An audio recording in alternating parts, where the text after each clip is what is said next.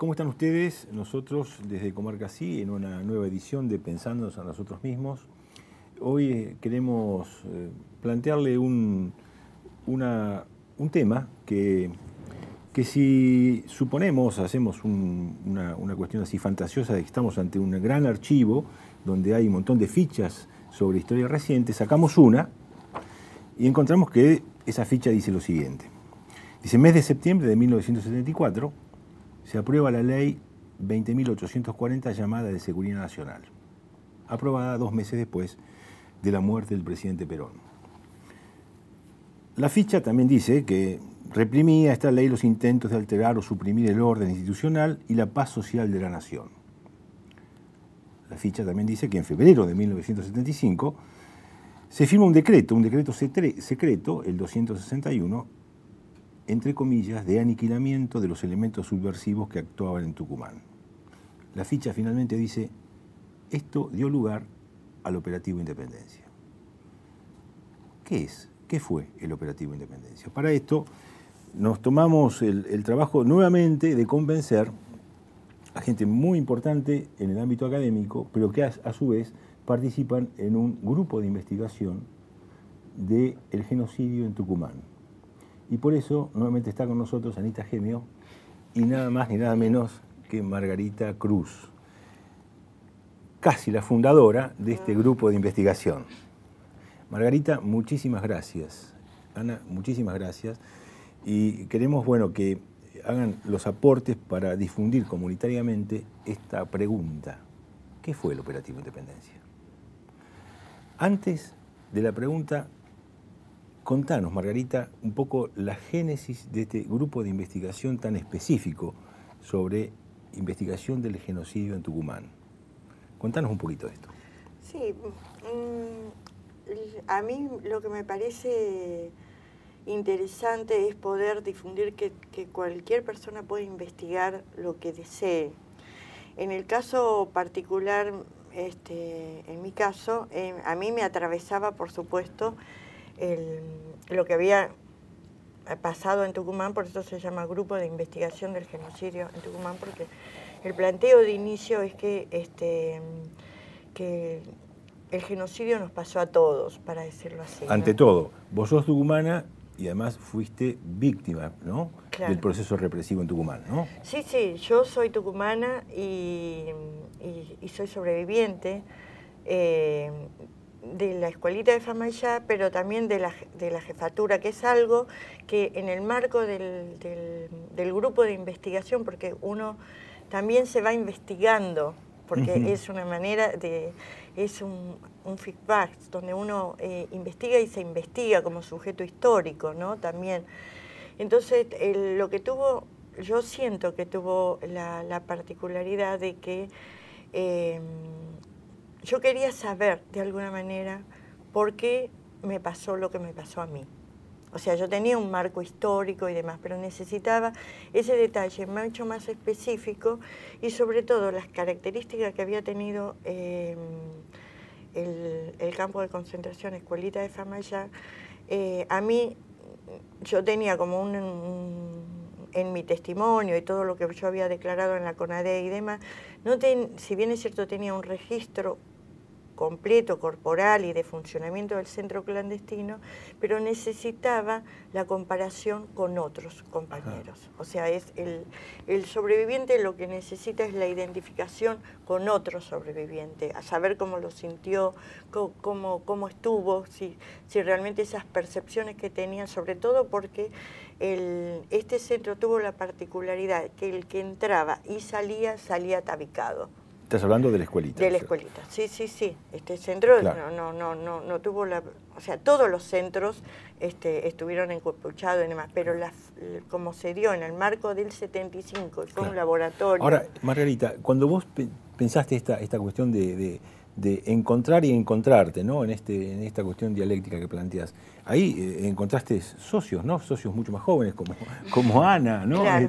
Que conforman este grupo. ¿Quiénes conforman el grupo, Anita? ¿Cómo la conoces a Margarita? Bueno, como en Tucumán todas las conexiones son personales. Nos conocíamos por intermedio de alguien y a ese alguien me dijo, mira, Margarita tiene esta idea, claro, ¿no te querés sumar? Y yo le dije que sí.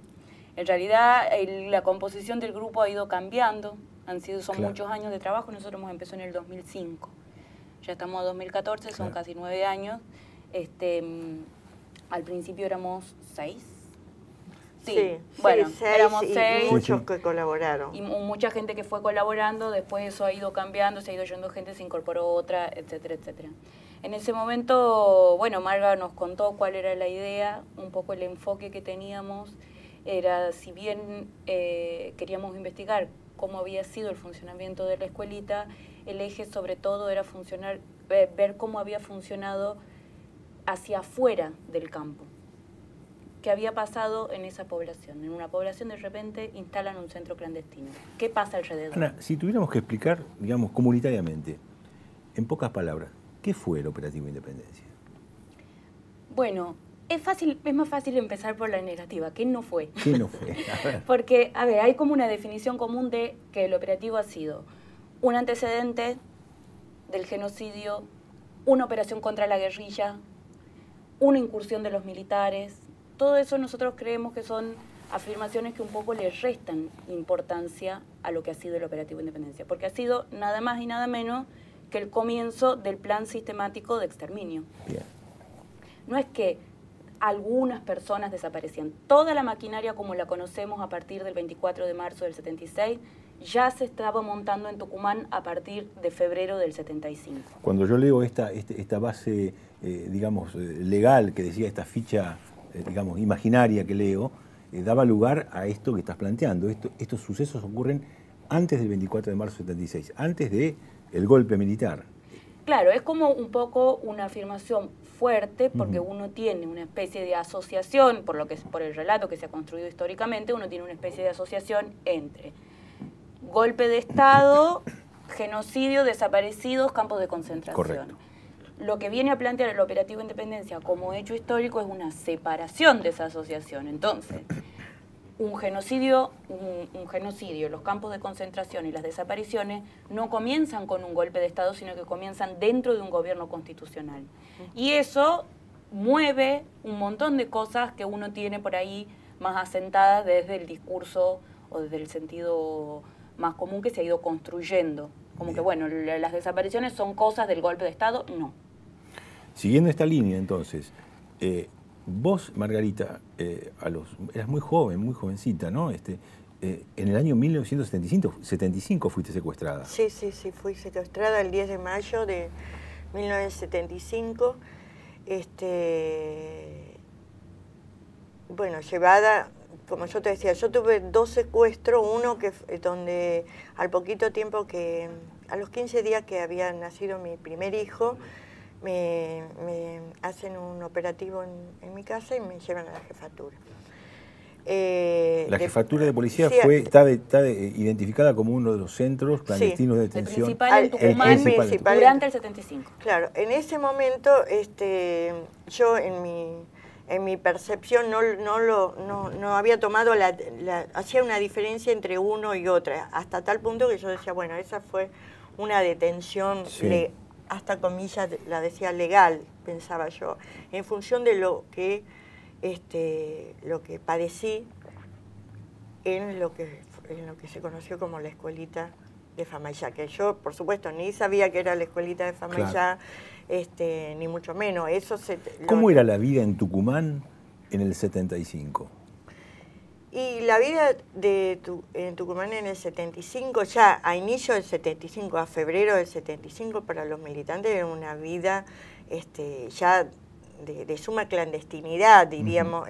No porque uno se tuviera que cambiar el nombre, ni mucho menos, sino que las relaciones de la militancia en ese momento eran de mucho cuidado porque evidentemente había compañeros que iban cayendo presos, compañeros que desaparecían así, o sea que de repente uno los dejaba de ver, pero también había mucha resistencia a su vez, que tenía que ver con que yo en ese momento estaba cursando el 4º año de medicina y el centro de estudiantes trataba de reorganizarse porque otros compañeros habían ya caído presos. Por otro lado, parte del movimiento azucarero también tenía su propia lucha. Lo que sucede es que en los barrios, en lo que sería el territorio, hubo un gran desmantelamiento. Yo, como te comentaba recién, tenía mi militancia barrial, o sea, universitaria, pero con una... Sí, pero la característica que tenían los barrios en Tucumán es que la mayoría de los compañeros teníamos una militancia y nos nucleábamos alrededor de la unidad básica, cosa que la unidad básica dejó de funcionar ya para febrero del 75, y bueno, la situación era, la sentíamos así como complicada. Los compañeros nos juntábamos así en las esquinas, o ya claro. no teníamos esa vida mucho más social y política organizada y en el propio barrio. De repente claro. En ese propio gobierno constitucional, diríamos en el gobierno que habíamos votado, había como un repliegue de la militancia, y que realmente fue después de que muriera Perón. No, o sea, exactamente. Después que murió Perón, ya la situación política y social cambia en el barrio, en la universidad. Eso. Ana, perdón, una sola cosa quería agregar que quizá ayude también claro. a dimensionar cómo era ese 75, que bueno, según los datos con los cuales uno trabaje, entre el 35 y el 40% de las desapariciones que se producen en Tucumán se producen antes del golpe de Estado. Esto quiere decir que el dato es impresionante porque implica que la claro. política sistemática y toda la cuestión de persecución a la militancia, por supuesto habían comenzado antes, pero comienzan muy severamente a partir del operativo Independencia, que impone todas unas medidas, que es lo que estaba contando Marga, de bueno, ya empiezan a secuestrar compañeros, empiezan a caer, entonces se vive otro clima ya en el 75. Claro, es más, un compañero al que yo, bueno, yo empiezo a perder mis núcleos de pertenencia, para decirlo así, de alguna claro. manera, compañeros que van cayendo presos, otros que los matan, que bueno, podés ir al velorio porque de repente está el ejército, situaciones así de esas características. Y por otro lado, a empezar a sentir que vos de militante pasás a ser subversivo, o sea, empezás a tener una denominación por parte del poder político, poder militar, poder de los medios de comunicación y demás, donde eso se va como intersticios metiéndose en el marco de los barrios, de las claro. familias, y de repente vos, después del primer del allanamiento que yo tengo en casa, yo empiezo a sentir que los vecinos van como te van aislando, claro. Sí, empieza eso, o sea, claro. En la cuestión de la estigmatización, de repente, bueno, eras un luchador pasaste o luchadora, a ser el otro negativo que y pretendía. Y pasás a ser lo que se claro. explica ahora, el otro negativo, claro. que en ese momento, bueno, no se podía analizar de repente. Vamos a una pequeña pausa y seguimos en un momentito.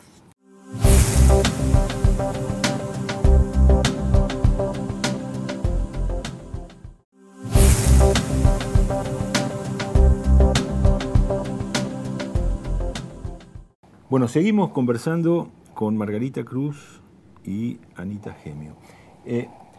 Yo también, recién cuando le pregunto a Margarita cómo era la vida en el 75, también cometo un error, ¿no? En el sentido de que no es como si todo empezó en el 75. Ya, digamos, la genealogía del Operativo Independencia tiene que ver con sucesos que eran mucho más de atrás, que ocurrían en Tucumán.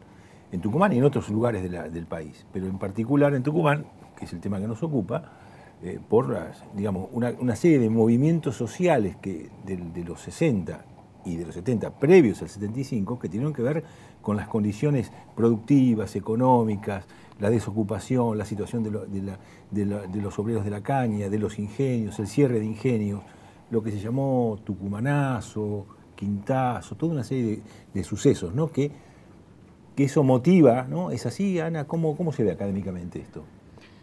Sí, en realidad, a ver, para decirlo así como muy a grandes rasgos. Sí. Cuando uno dice Tucumán, dice industria azucarera, básicamente.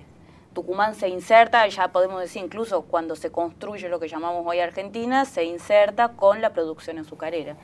Entonces gran parte de la población, sobre todo la población del interior, bueno, pero también la de la capital, se construye y se crea alrededor de esa industria azucarera.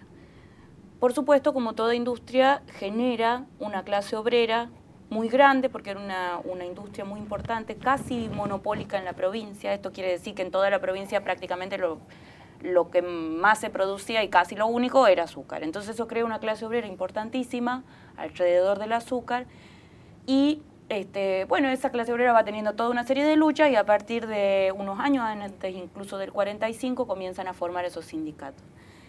La característica es que esa industria va a estar siempre en crisis, pero los sindicatos van a ser muy fuertes y van a nuclear en lo que se ha llamado la FOTIA, que es la Federación de Obreros de la Industria Azucarera de Tucumán. Esa federación nucleaba a los sindicatos de los distintos ingenios. Entonces, cuando la industria empieza a estar en crisis, esa organización comienza a tomar la cabeza de las movilizaciones. Todo esto es un proceso largo, bueno, por supuesto, con el derrocamiento del peronismo, sale toda esta resistencia obrera, que la clase obrera era mayoritariamente peronista, y sobre todo hacia el 65, la FOTIA y los sindicatos llegan con un proceso de organización muy importante, a tal punto que planteaban que había que estatizar algunos ingenios, que había ciertos ingenios que había que quitárselo a sus dueños y que en realidad lo tenían que gestionar los obreros. Todo esto por también, bueno, toda una serie de características de crisis de esa industria. En el 65 se hace un congreso importantísimo donde directamente la FOTIA, asociada por supuesto con muchos otros sindicatos, presentan directamente una especie de plan de gobierno, diciendo, bueno, acá en la provincia lo que habría que hacer es esto con la economía tal cosa, los obreros tienen que participar, definiendo la producción de sus ingenios, etcétera, etcétera. Ese nivel de organización va a ser directamente atacado en el 66 con la dictadura de Onganía. ¿Qué hace Onganía? Por supuesto, además de reprimir, cierra ingenios. De los 27 que había abierto, quedan 16. O sea que cierra lo que representaría el 47% de la estructura productiva que hay en Tucumán. ¿Y eso qué significa? Por de pronto que tenés una masa de obreros que la mitad queda desocupada. Y eso desarma mucho la organización. Porque, por supuesto, además tiene unos impactos sociales terribles, de desocupación, de pobreza, educativos, claro, etcétera. Como unas 250.000 personas migran de la provincia. Hay una migración, pero masiva, de Tucumán. Claro. Hay una migración masiva que vienen, por supuesto, a los cordones del Gran Buenos Aires. Claro. Entonces eso es un golpe muy fuerte a la organización obrera, porque imagínate que vos como trabajador, de repente la mitad de los trabajadores se han quedado sin trabajo. La va a pensar dos veces antes de seguir protestando, porque si vos protestás... Eso produjo una serie de fracturas al interior del movimiento sindical, ¿no? Produce una serie de fracturas y un reacomodamiento muy importante dentro del movimiento obrero, porque, bueno, era una situación de crisis. Después de ese proceso, lo que va a terminar pasando es que un sector de la clase obrera va a terminar tomando una política radicalizada, y en todo ese proceso va a ser fundamental para el nacimiento de lo que después ha sido el Partido Revolucionario de los Trabajadores, el PRT. Porque ahí es, incluso antes del 66, donde comienza la militancia, ese primer núcleo que después va a formar el PRT. Entonces, de alguna manera, la historia de la industria azucarera también está muy ligada, por una parte, por supuesto, a la historia del peronismo, pero también a la historia del nacimiento del PRT. Bien. Exhaustivo, muy bien. Me pareció comunitariamente muy bien explicado. Ahora, vuelvo a Margarita. Vos estabas en la universidad, eras militante social y barrial, pero desde la universidad. ¿Cómo en el 75, esto que explica Ana, las relaciones políticas con los sectores sindicalizados? Bueno, no en el 75 propiamente dicho, esto se da porque en el 75 prácticamente, al margen de lo que plantea Anita, en el 75 el movimiento estudiantil prácticamente es diezmado. Es diezmado y las relaciones en el comedor y demás, ya todos los dirigentes estaban... Claro. Las características de Longaniato, digamos, exactamente. Los cupos en la universidad, los intentos de claro, lanzamiento, cierre de comedores, ¿no es cierto? No, pero además sobre todo en el 75 porque ya había comenzado la persecución sistemática. Claro, Lo que sí pasa en realidad es que todo digamos, el proceso más fuerte de articulación de los estudiantes universitarios con la clase del movimiento estudiantil con la clase obrera va a ser durante Longaniato. Claro. Exactamente. O sea, ahí van a tener como tres patas muy importantes. Por un lado, los obreros azucareros, por otro lado, los curas tercermundistas que van a tener una incidencia muy fuerte en la organización de los pueblos azucareros y por el otro lado, el movimiento estudiantil. Entre esos tres actores se comienza a tejer una red muy fuerte que van a explotar en los tucumanazos. Claro, y el movimiento estudiantil lo que tiene una base obrera, o sea, la base del movimiento estudiantil es mayoritariamente obrera. O sea, yo misma, mi papá trabajaba en talleres de Tafí Viejo, o sea, tiene la idea de mi hijo el doctor, no, si bien es cierto, tenía ese grado de subjetividad, pero tenía que ver con una cuestión de naturalidad, diríamos, de que el hijo del trabajador podía ir a la universidad. O sea, me parece inclusive lo interesante de esto es que la universidad en ese sentido tenía una prestación social.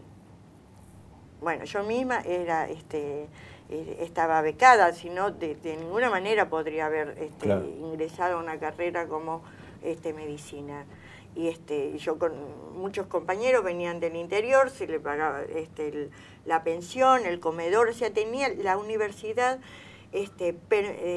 daba una permisibilidad de alguna manera en términos prácticos para que los hijos de obreros pudieran estudiar. Y esa incidencia tenía que ver hacia las capas, era al revés, o sea que esa incidencia iba hacia las capas más altas, medias y altas, que es el caso de los dirigentes universitarios, obreros, luchadoras, el PRT, vienen también de ahí, de esa naturalidad de lo que es la inserción del movimiento obrero en todas partes, hasta en los hijos, en sus casas y demás. Eso es lo que, y esa devolución que tenía la universidad hacia el movimiento obrero. Tanto es así que es como cuentan en el documental, en un documental que hicimos también producto de esta investigación, que los obreros van contando también esto de que venían los estudiantes y hacían sus tesis y estaban allí y qué sé yo, los de medicina aportaban de alguna manera en la investigación, pero en cosas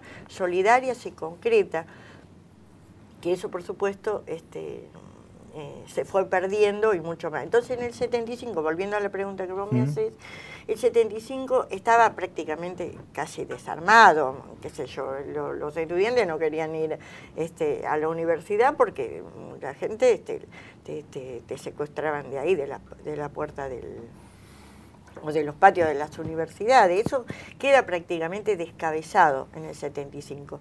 Es más, yo soy secuestrada el 10 de mayo del 75.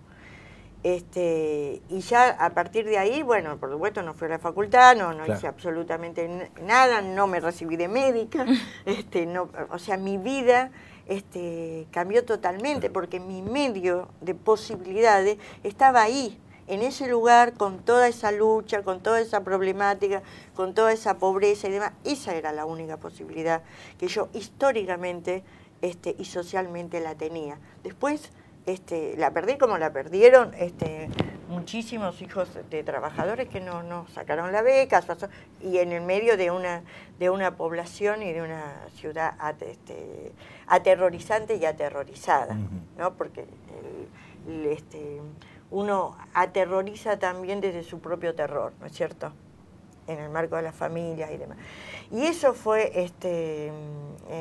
el operativo Independencia. Yo lo que siento es que cuando yo vengo a Buenos Aires, bueno, acá me parecía, por de pronto vine en el Estrella del Norte, yo, que me parece eso, bueno, tenía 20 y pico de años, yo decía, ¿cómo lo pude hacer? ¿Cómo pude sobrevivir? Porque la verdad es que la verdadera sobrevivencia está en el marco de estas grandes ciudades, para decirlo así, gente del interior.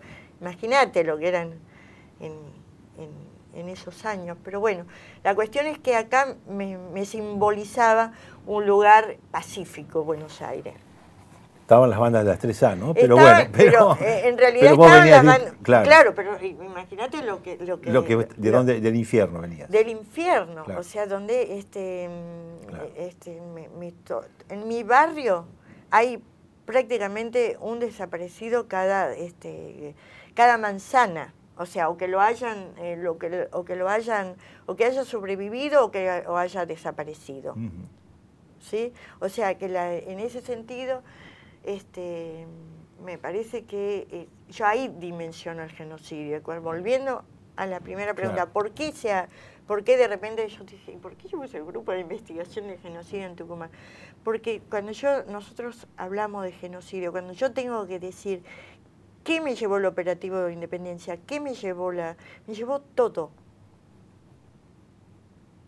O sea, cuando vos te sentís eso, que sentís te lleva todo, porque vos decís, sí, y me quedó un compañero que de repente, qué sé yo, mientras que bueno, que las relaciones, aunque de compañero, o sea, vos pensás que es en el marco de un proceso de formación, claro, de los sujetos, 20, 21, 22 años, en cualquier etapa de la vida, es eso, es donde...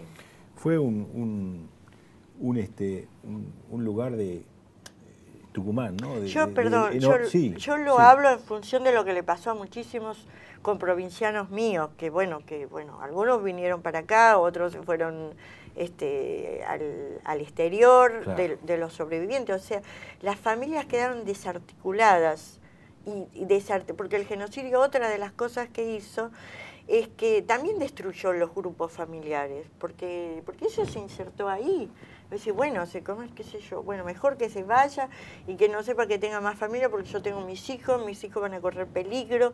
Eso es lo que produjo la tamaña represión que tuvo el operativo Independencia de Tucumán en una población que no llegaba a 1 millón de habitantes, ¿no? Sí. Bueno, se nos acaba el tiempo, pero teníamos tantas preguntas que merece que sigamos. ¿Se proponen otro nuevo encuentro? Sí, claro. Bueno, claro, otro nuevo encuentro se han comprometido a tener con nosotros. Así que el GIGET, Grupo de Investigación del Genocidio en Tucumán, será nuevamente motivo de conversación. Gracias.